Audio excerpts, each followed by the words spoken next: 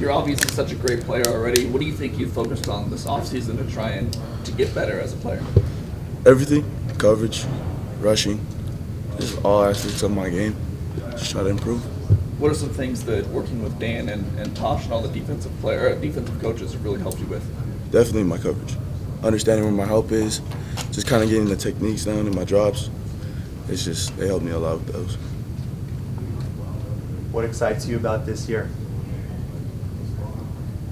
Just we got a lot to show. I mean, new groups of guys come in, young guys, and then new coaching staff.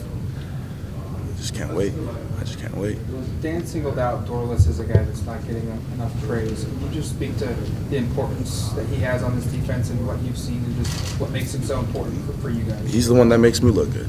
He holds the big nasties away from me so I can make the play, but I tell him, I'm going to be there behind you. I'll clean up any mess that you miss. You go make the play. I'll be right there right next to you. So. One guy who's shown a lot of promise is Justin Flo, although he's struggled to stay on the field. What have you seen from him this offseason as he tries to grow and get healthy? His energy. Every time he comes on that field, you can feel his presence. And I'd always try to match that because he's always trying to one-up me. So it's like a back-and-forth competition, and that's what I need. He helps me to get better, and I help him get better. Jeffrey was maybe one of the bigger surprises last season, moving from safety to linebacker and it being effortless for him. Just your thoughts on his growth and just the impact he can have at linebacker for you? Really grateful for him for stepping up in that role last year. He really locked in, stepped down, kept his head down, and just kept on grinding. Stepped in and filled that role and helped us win a couple games. No, obviously Dan's specialty at Georgia was the linebackers. Curious how much film you've been watching of guys like Nakobe Dean, Channing Tindall. A lot. And what I guess takeaways have you gotten from watching those guys? Just got picked pretty high in the draft. Nakobe, just how he holds his other dudes in his position group accountable, making sure they know their jobs, making sure they're running to the ball, make sure everybody's taken care of. And that's what I like about Nakobe. He's just kind of the overseer of the whole defense. Any other guys that you've taken away some stuff from? Channing, he would run to the ball, and that's something I'd like to work on even more because I feel like I haven't done a great job of doing that. But that's one thing I'm gonna work on. Why do you feel like you haven't done a great job? What improvement do you feel like you can make in that area? It's just staying conditioned, staying in the best shape possible, so I can run to the ball every down, every play, not taking one snap off. There's a lot of attention on you nationally this year. Just you had an older brother who was in a similar position. What did you learn from watching Nate go through that? Don't let it get to your head. Just stay focused on your goal. That's it. Just stay focused. What's the difference being in this program with this coaching staff from previous years? Well, our first pillars in our DNA traits, connection. Coach Lanning emphasized that connection is really important because if you have no connection, there's no rhythm or there's no what's the word I'm trying to find? You can't really play with one another if you don't have the connection. Because I don't know what you're trying to do, what I'm trying to do. If I don't know what you're trying to do, I don't know how to play with you. But if I have the connection, so everything's going to click. Did you do anything differently this offseason in terms of physical preparation to make sure you're in better shape or able to run the ball? Run a lot. We run a lot. I'd say we run a lot. So what's a lot? How many miles a day? Shoot, you might want to have to ask Coach Love on that one because we do run a lot. This team has to replace Kayvon's pass rushing ability, among other things that he brought to the table. But you've got options. TJ's one of them. Swinson. Just your overall thoughts on how that group is collectively going to replace. They're looking good. No, they're looking good. Kayvon, he took a couple guys that were here under his wing, showing him the ropes. Swint, Mace, DJ, all gonna do great things.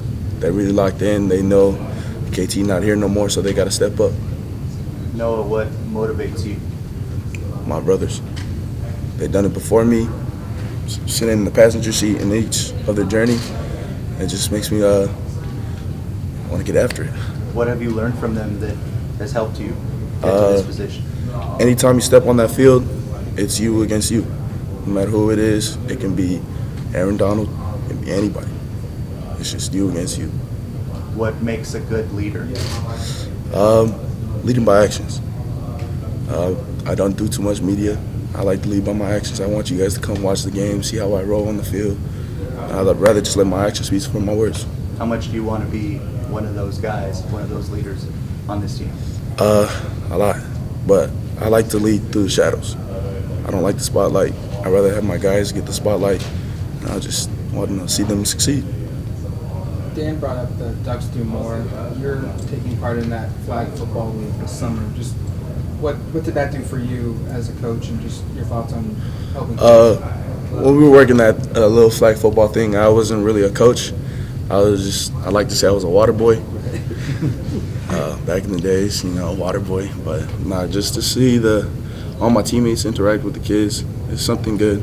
And Coach Lanning emphasized that, give back to the community, give back to the people. Do you think that's happening more with this team under Lanning, that you guys are being out involved in the community more? He really puts us in different spots or different opportunities to give back, which is nice.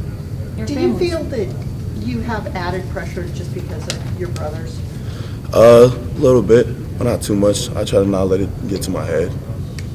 Your family story has been covered a lot. Obviously, Gabe starts at Nevada and starts this whole thing. Just how does it kind of feel, kind of being the last in the line of Sewells and knowing that this is it for your family? I just got to put a stamp on it. I got to be the biggest Sewell out there. I got to be the biggest name since I'm the youngest. I just got to do it better than all the other brothers before me. Is there a lot of excitement in the locker room now that you got a whole new coaching staff? It's like a whole new thing for you guys this year. What's the mindset with everybody going into it this year with a whole clean slate, new coach, new everything? Everybody's just locked in, to be honest. It's kind of the first time I've ever walked into the locker room and everybody's already singing. It's 6 in the morning. You hear screaming, music playing.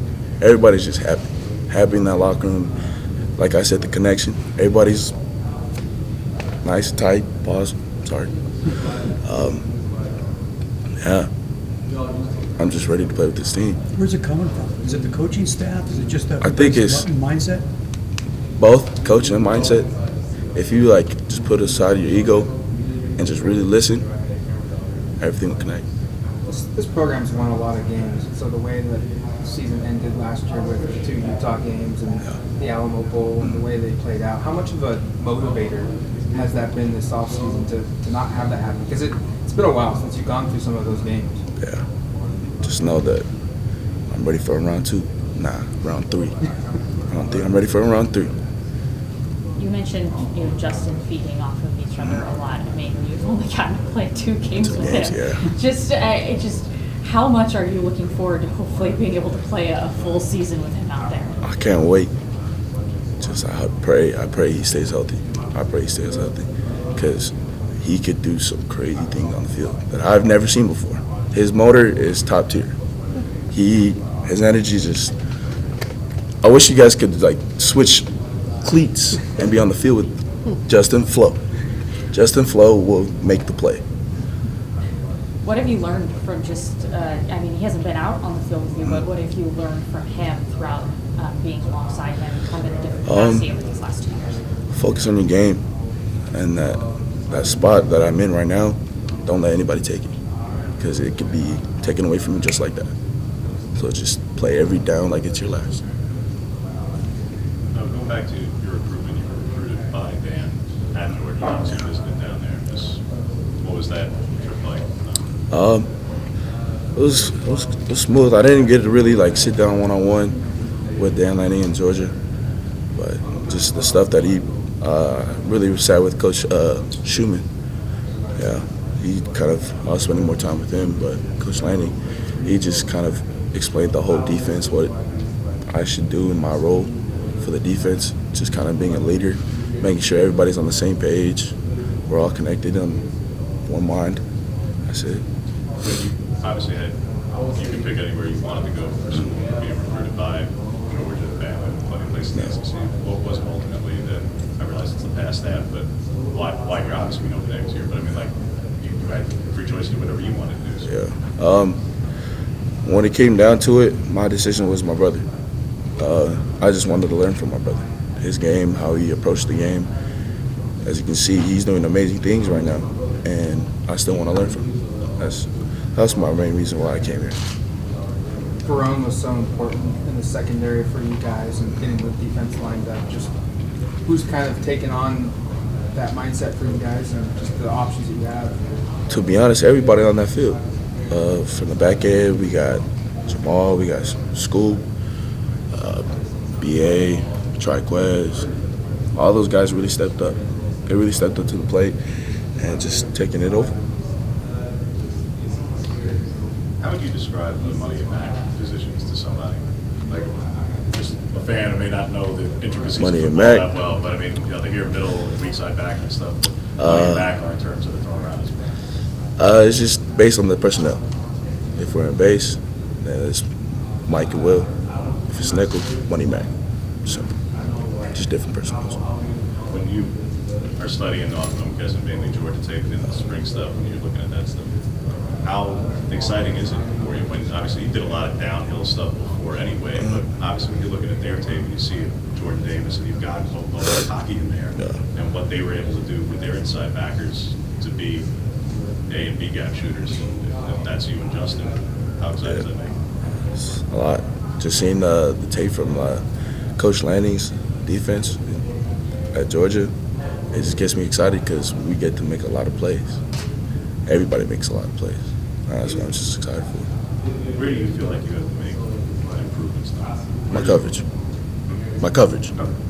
I feel like I've done an all right job in coverage, but I do need to work on getting my hips flipped more often, get more fluid in my drops, be more comfortable in drops in space. That's it.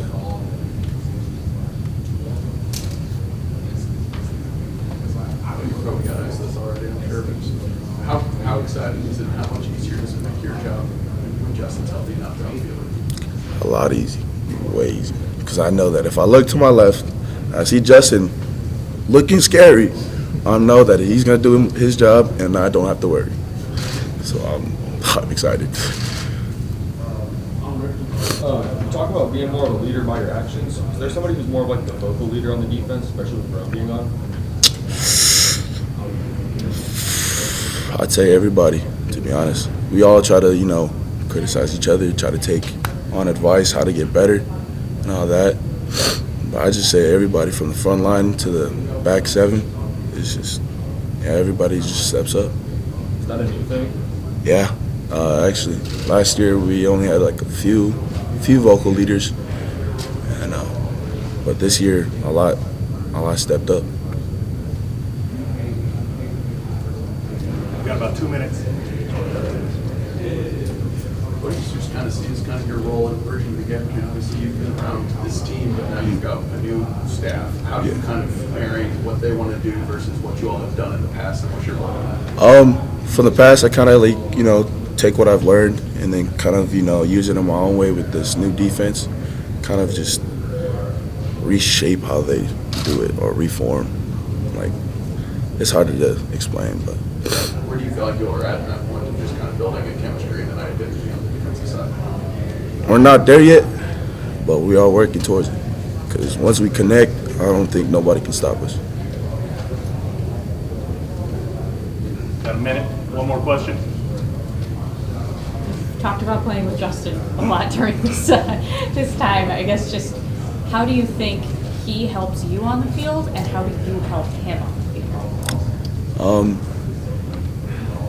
Justin makes plays.